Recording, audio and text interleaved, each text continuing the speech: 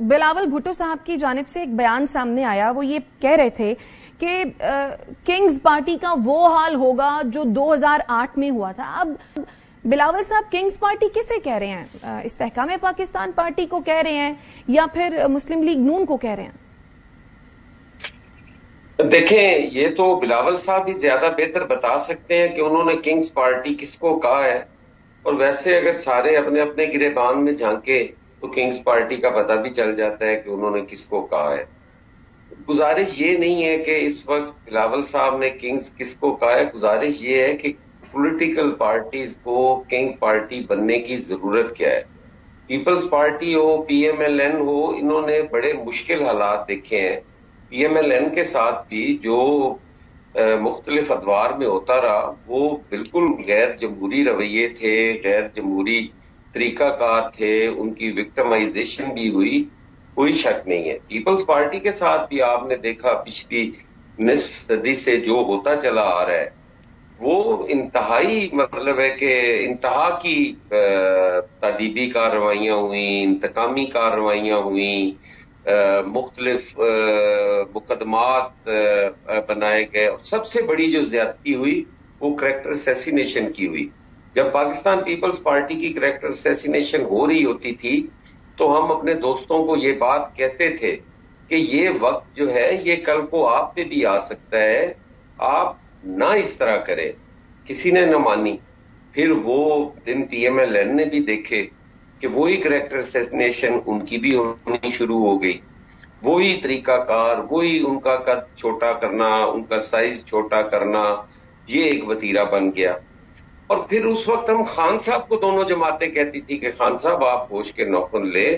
سیاست یہ نہیں ہے، سیاست سب کو ساتھ لے کے چلنے کا نام ہے، اپوزیشن کو اس کی جگہ دیں،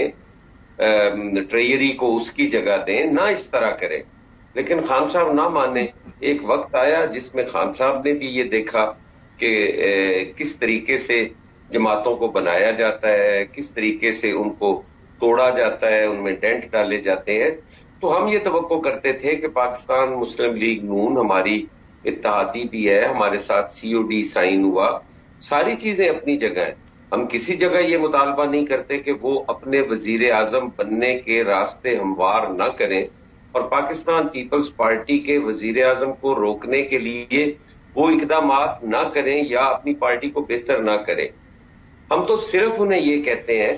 کہ طریقہ کار ہمارا جمہوری ہونا چاہیے، ہمیں کسی کی ضرورت نہیں ہے۔ پاکستان کی عوام جو ہے، جمہور جو ہے، ہم ان کے کندھوں پہ سجدے ہیں، وہ اٹھا کے جس کو جی چاہے لے جائے، اور باقیوں کو اپنا آئینی رول اور کردار ادا کرنا چاہیے۔ اتنا سارا اختلاف ہے، اس کے علاوہ قطعاً کوئی اختلاف نہیں ہے۔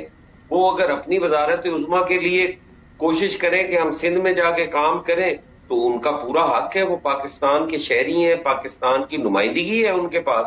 اور پیپلز پارٹی کے پاس بھی یہی چیز ہے کہ وہ اگر پنجاب میں آ کے کچھ کر سکتے ہیں یا باقی صوبوں میں کر سکتے ہیں تو کوئی پابندی نہیں ہے۔ یہ سارے حالات ہمارے پاس ہیں، ہم اپنی عوام کے ذریعے جو ہے وہ اقتدار میں آئے۔ ہمیں ایسی قوتوں کو جو ہمیشہ جنہوں نے جمہوریت کو کمزور کرنے کی کوشش کی گئی، ہم ان کو سٹرینتھن کیوں کرتے ہیں آپس میں لڑ کے؟ بھائی اتنی ساری بات ہے۔ باقی الیکشن ہم نے اپنے اپنے لڑنے ہیں، ہم لڑیں گے۔ ٹھیک ہے۔ اچھا دانیال چودھری صاحب، خورشید شاہ صاحب یہ کہہ رہے تھے، ابھی آپ نے سنا بھی ہوگا شارٹ، وہ یہ کہہ رہے تھے کہ اگر میاں صاحب ضمانت نہ کراتے، جیل چلے جاتے، 4 دن جیل میں رہ جاتے تو ان کا سیاسی قد بڑھ جاتا۔ اب انہوں نے یہ سب نہیں کیا، ان کی ضمانت ہو گئی، وہ جیل نہیں گئے، تو یہ سب نہ کر کے کیا ان کا سیاسی قد چھوٹا ہوا آپ کے خیال میں؟ دیکھیں خورشید شاہ صاحب، ود آل ڈیو ریسپیکٹ، یہ جو سٹیٹمنٹ انہوں نے دی ہے بڑی انفارچونیٹ ہے۔ وہ خود ایک سیزنڈ پولیٹیشین ہے، اور میاں صاحب کو کیا کون بندہ نہیں جانتا کہ وہ اپنی بیگم صاحبہ کو ڈیتھ بیڈ کے اوپر چھوڑ کے پاکستان آئے اپنی بیٹی کو لے کے، اور جیل میں اپنے آپ کو قید کرنے کے لیے، اور 1.5 سال سے زیادہ جیل میں رہے۔ میاں نواز شریف رہے، مریم نواز صاحبہ رہی، اور کیسز کو فیس کیا، اور اس کے بعد قانون کے تحت باہر گئے۔ لیکن کیا مزہ ہوتا کہ اگر بلاول صاحب اپنی ذاتی سیاست کو پیچھے چھوڑ کر ذرا آج بات کرتے کہ فرح شہزادی اور عمران خان جنہوں نے اس ملک کو آج یہاں تک پہنچایا، جو اس بیماری کی جڑ کی وجہ ہے، جنہوں نے پاکستان میں اپنے اثاثے بناتے رہے اور بڑھاتے رہے، جنہوں نے اپنے 4,520 ملین اپنے اثاثوں اور جو اس کی اماؤنٹس ہیں ان میں اضافہ کر دیا، اس کے اوپر کوئی سٹیٹمنٹ نہیں آئی، اس کے اوپر کچھ بولتے نہیں ہیں، اور اپنے ہی لوگ جن کے ساتھ مل کے سیاست کرتے رہے اور ملک کو بچایا ان کو چھیڑے ہیں۔ یہاں تو آج کا ٹاپک ہونا چاہیے کہ کس طرح 2020 میں 950 ملین روپے 950 ملین انہوں نے، لیکن دانیال صاحب سٹیٹمنٹس کا سلسلہ تو پھر دونوں جانب سے جاری ہے نا، اگر پیپلز پارٹی سٹیٹمنٹ دے رہی ہے نون لیگ کے خلاف تو نون لیگ بھی پیچھے تو نہیں ہے۔ دیکھیں نون لیگ کی اس طرف صرف ایک چیز کی ڈیمانڈ ہے، اور وہ یہ ڈیمانڈ ہے، ہم پیپلز پارٹی کو کوئی زیادہ بات نہیں کرتے، ہماری ڈیمانڈ کیا ہے؟ ہماری ڈیمانڈ ہے کہ اکاؤنٹیبلٹی ہونی چاہیے ان لوگوں کی، فراگوگی سے لے کر ان تمام لوگوں کی جنہوں نے آ کے اس ملک کو دونوں ہاتھوں سے لوٹا، انہوں نے پاکستان کو آج یہاں پہنچا دیا۔ پاکستان اس درج پہ پہنچ گیا تھا جہاں بینکرپسی اور بینک کرپٹ ہونے کے انٹرنیشنل میڈیا لکھ رہا تھا، اور پاکستان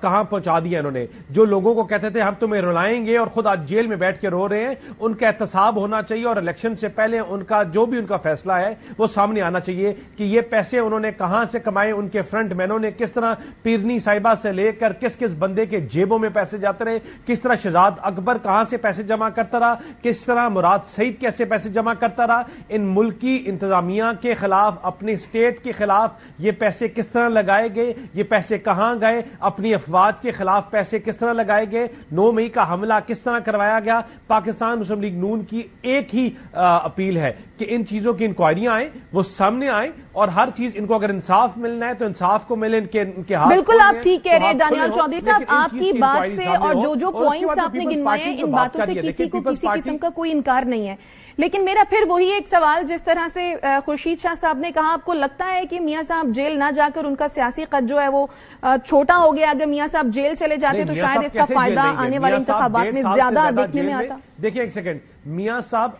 1.5 سال سے زیادہ جیل میں گزار کے آئے، ان کی بیٹی جیل میں گزار کے آئی، پاکستان سے وہ بیل پہ گئے تھے، سزا سسپینڈ ہوئی تھی۔ اب خورشید شاہ صاحب کے کہنے پہ اور اپنی مرضی سے کوئی کیس بنا کے جیل میں تو نہیں بھیج سکتا، لیکن ان کو نہ ان کا سیاسی قد بڑا ہے۔ آج پاکستان میں مقبول ترین کوئی لیڈر ہے تو اس کا نام میاں نواز شریف ہے، پاکستان کا مقبول ترین نہیں، وہ یہ بھی کہتے ہیں نا کہ اس سے پبلک کو اچھا میسج نہیں گیا۔ خمینی والا استقبال کیا، ہزاروں لاکھوں کروڑوں لوگ نکلے، پورا ملک بند کر دیا، اس کے لیڈر کا نام نواز شریف ہے۔ جو غریب بندہ جو اپنی مہنگائی سے تنگ ہے، بے روزگاری سے تنگ ہے، جو اپنے بجلی کے بلوں سے تنگ ہے، گھر بیٹھ کے اپنے آپ کو کالا ایک اپنے کارنر سمجھ رہا تھا، اگر آج اس کی امید کی کرن ہے تو وہ میاں نواز شریف ہے۔ اور لوگوں کو پتا ہے کہ انشاءاللہ اور آخری امید، میں بتاؤں یہ لوگ یہ جو سٹیٹمنٹس دے رہے ہیں یہ ان لوگوں کی امیدوں کو خراب کرنا، ان کے ساتھ زیادتی کرنے کی بات ہے، کہ اگر آج پاکستان کے ان لوگوں کو یعنی آپ یہ کہتے ہیں کہ اس ملک میں امید کی آخری کرن نواز شریف صاحب ہے۔